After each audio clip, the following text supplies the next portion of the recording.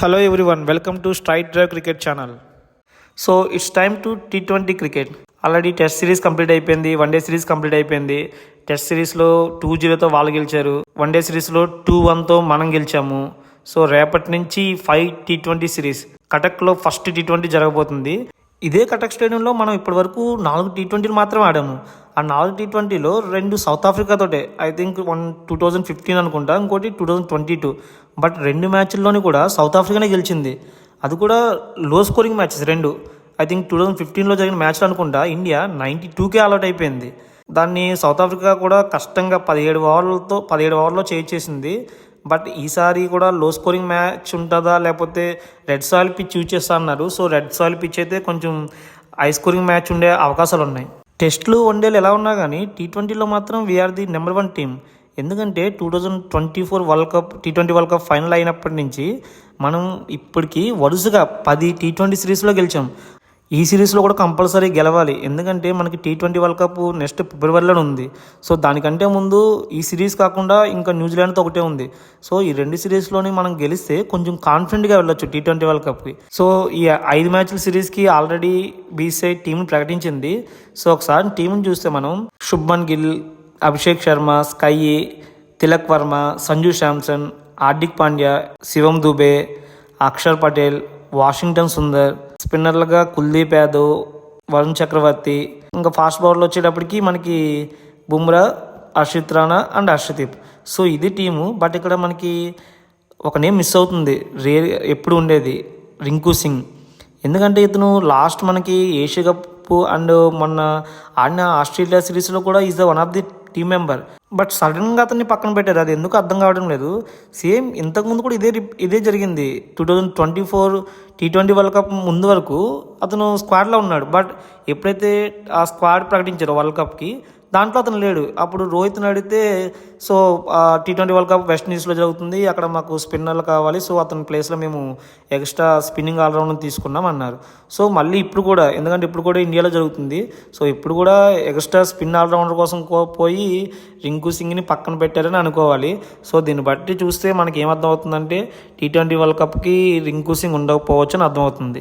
ఇంకోటి good news ఏంటంటే మనకి Hardik Pandya back in to the team. So అతనికి ఏషియా కప్ మ్యాచ్లు ఆడుతున్నప్పుడు ఇంజరీ అయింది. సో దానివల్ల ఏమైపోయినాడంటే తర్వాత జరిగిన ఆస్ట్రేలియా సిరీస్కి అతన్ని సెలెక్ట్ చేయలేదు. సో అతని ప్లేస్లో నితీష్ కుమార్ రెడ్డికి ప్లేస్ ఉంది.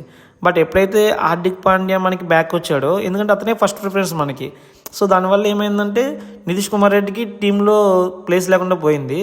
టీం అయితే చూడడానికి బాగా బ్యాలెన్స్డ్గా ఉంది. బట్ రేపు ప్లేయింగ్ 11 ఎలా ఉండబోతుంది అనేది చాలా ఇంట్రెస్టింగ్ ఉంది. ఎందుకంటే 2 స్పిన్నర్స్ కుల్దీప్ అండ్ వరుణ్ చక్రవర్తి, ఇద్దరు స్పిన్నర్లు ప్లేయింగ్ 11లో ఉంటే మనం కేవలం బుమ్రా అండ్ ఇంకొక ఆల్రౌండర్ ఫాస్ట్ బౌలర్ హార్దిక్ పాండ్యాతో వెళ్లాల్సి వస్తుంది. ఇన్ కేసు వీళ్ళిద్దరిలో ఎవరో ఒకరే ఉంటే, ఇద్దరు కుల్దీప్ ఆర్ వరుణ్ చక్రవర్తి ఉంటే, అప్పుడు బుమ్రాతో పాటు ఇద్దరు హర్షదీప్ ఆర్ హర్షిత్ రాణాలో ఇద్దరిలో ఎవరో ఒకరికి ప్లేస్ ఉంటుంది. చూడాలి రేపు మన వాళ్ళు ప్లేయింగ్ 11 ఎట్లా సెలెక్ట్ చేస్తారనేది. ఎందుకంటే ఇప్పుడు రేపు ఏదైతే ప్లేయింగ్ 11 సెలెక్ట్ చేస్తారో మ్యాక్సిమం T20 వరల్డ్ కప్లో కూడా అదే కంటిన్యూ అవుతుంది. ఒకసారి మనం రేపు ప్లేయింగ్ 11 చూద్దాము. సో ఓపెనర్లుగా గిల్ అండ్ అభిషేక్ శర్మ ఇద్దరు ఉంటారు. అభిషేక్ శర్మ మనం ఓన్లీ ఇండియాలోనే ఆడతాడు, ఏవే కండిషన్లో ఆడలేవు అనుకున్నాం కదా. బట్ లాస్ట్ టైం ఆస్ట్రేలియా సిరీస్లో అతను ఎంత అలా ఆడాడంటే నిజంగా ఏదో ఎక్స్పీరియన్స్ ప్లేయర్ లాగా ఆడాడు. బట్ నిరూపించుకున్నాడు, నేను హోమ్ కండిషన్స్లోనే కాదు ఏవే కండిషన్స్లో కూడా బాగా ఆడగలనని. అలానే గిల్, సో శుభ్మన్ గిల్ సడన్గా మనకి T20 పిక్చర్స్లోకి రావడం వల్ల సంజు శాంసన్ డౌన్ అండ్ ఆర్డర్లోకి పోయాడు. సో శుభ్మన్ గిల్ కూడా అతను T20 ఫామ్ ఏమాత్రం బాగాలేదు. ఎందుకంటే ఒకసారి మన స్టాట్స్ చూస్తే లాస్ట్ టైం ఏషియా కప్లో 7 మ్యాచెస్ ఆడాడు. 7 మ్యాచెస్లో కూడా 127 రన్సే చేశాడు. దాంట్లో హైయెస్ట్ స్కోర్ 47. ఇంకా నెక్స్ట్ మొన్న జరిగిన ఆస్ట్రేలియా సిరీస్తో 5 మ్యాచెస్లో కలిపి 132 రన్సే చేశాడు. దాంట్లో హైయెస్ట్ స్కోర్ 46. సో అతనికి లాస్ట్ 2 సిరీస్లోని ఒక్క హాఫ్ సెంచరీ కూడా లేదు. సో అతను ఈ సిరీస్లో కంపల్సరీ బాగా ఆడి కొంచెం కాన్ఫిడెంట్గా వెళ్ళాలి T20 వరల్డ్ కప్కి. అలానే నెక్స్ట్ 1 డౌన్లో సూర్యకుమార్ యాదవ్ వస్తాడు. సో స్కై ఫామ్ కూడా ఏమాత్రం బాగాలేదు రీసెంట్గా ఏషియా కప్లో కానీ నెక్స్ట్ ఆస్ట్రేలియా సిరీస్లో కానీ. అతను కూడా ఫామ్లోకి రావాల్సిన అవసరం ఉంది. ఇంక నెక్స్ట్ నెంబర్ 4లో తిలక్ వర్మ, అతనికి వేరే చెప్పవసరం లేదు, ఎందుకంటే ఏషియా కప్లో అతను ఎలాగ ఆడాడు, మంచి కన్సిస్టెంట్గా ఆడతాడు. అలానే ఫైనల్లో పాకిస్తాన్తో ఆడిన ఆ ఇన్నింగ్స్ ఎప్పటికీ గుర్తుండిపోద్ది. మొన్న ఆస్ట్రేలియాతో జరిగిన సిరీస్లో కొంచెం తడబడ్డాడు కానీ సో మళ్ళీ ఫామ్లోకి వస్తాడు. ఇంకా నెక్స్ట్ నెంబర్ 5లో సంజు శాంసన్. సో ఇది అర్థం కాదు, ఎందుకంటే Sanju Samson is a top order batsmen.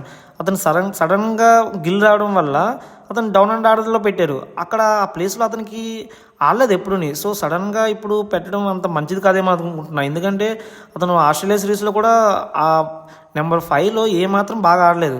So at least ఈ సిరీస్లో అయినా ఇంకా సంజు శాంసన్ నేను ఆ ప్లేస్లో కూడా ఆడగలనని నిరూపించుకోవాలి. ఇంకా నెక్స్ట్ నెంబర్ 6 and 7లో మనకి allrounders Dube and Hardik Pandya. So Hardik Pandya మనకి టీంలో ఉంటే మంచి బ్యాలెన్స్డ్గా ఉంటుంది, అటు బౌలింగ్ కానీ ఇటు బ్యాటింగ్ కానీ, అట్లనే ఫినిషర్ రోల్ కూడా అతను చేయగలడు. సో హార్దిక్ పాండ్యా మళ్ళీ ఇంజరీ నుంచి బ్యాక్ రావడం అనేది ఇండియా గుడ్ న్యూసే. ఇంకా అట్లనే దుబే. నెక్స్ట్ మనకి స్పిన్నింగ్ ఆల్రౌండర్స్గా అక్షర్ పటేల్. సో అక్షర్ పటేల్ మనకి లెఫ్ట్ హ్యాండరు. సో అతన్ని డౌన్ అండ్ ఆర్డర్లోనే కాదు, ఇన్ కేస్ వికెట్స్ పడిపోతే టాప్ ఆర్డర్ల కింద ఆడిపించుకునే ఆ ఫిజిబిలిటీ ఉంటుంది అన్నమాట అక్షర్ పటేల్ వల్ల. ఇంకా నెంబర్ 9 and 10లో మన స్పిన్నర్స్ కుల్దీప్ యాదవ్ అండ్ వరుణ్ చక్రవర్తి. 11లో జస్ప్రీత్ బుమ్రా. ఇన్ కేస్ ఒకలే స్పిన్నర్ని తీసుకుంటే ఏదర్ కుల్దీప్ అండ్ వరుణ్ చక్రవర్తిలో సో మనకి ఇంకొక fast bowler option either Arshdeep Rana playing 11లోకి వచ్చే ఛాన్స్ ఉంది. సో ఇది మన ప్లేయింగ్ 11. సో చూడాలి రేపు టాస్ పడితే కానీ మన టీం ఎట్లా సెలెక్ట్ చేస్తారనేది తెలియదు. అలానే సౌత్ ఆఫ్రికా స్క్వాడ్ చూస్తే వాళ్ళది కూడా చాలా బాగుంది యాక్చువల్లీ, ఎందుకంటే మరకం కానీ డికాక్ కానీ అతను వాళ్ళ finisher Miller, young players Brevis, Stubbs. So వీళ్ళందరికీ కూడా ఇండియా కండిషన్స్లో ఆడిన ఎక్స్పీరియన్స్ ఉంది ఐపీఎల్ వల్ల. సో ఇక మనం పిచ్ విషయానికి వస్తే కొన్ని న్యూస్ ప్రకారం రెడ్ సాయిల్ పిచ్ యూజ్ చేస్తా అన్నారు. సో రెడ్ సాయిల్ పిచ్ అయితే పేస్ ఉంటుంది, బౌన్స్ ఉంటుంది. సో హై స్కోరింగ్ మ్యాచ్ అవే ఛాన్స్ ఉంది. బట్ ఒకసారి మనం స్టాట్స్ చూస్తే ఇక్కడ ఇప్పటి వరకు 4 మ్యాచెస్ జరిగాయి. 4 మ్యాచెస్లో కూడా 2 మ్యాచెస్లో లో స్కోరింగే. ఒక మ్యాచ్ అయితే క్యాన్సిల్ అయింది, ఒక మ్యాచ్లో మాత్రమే 189 ఎంతో స్కోర్ వచ్చింది.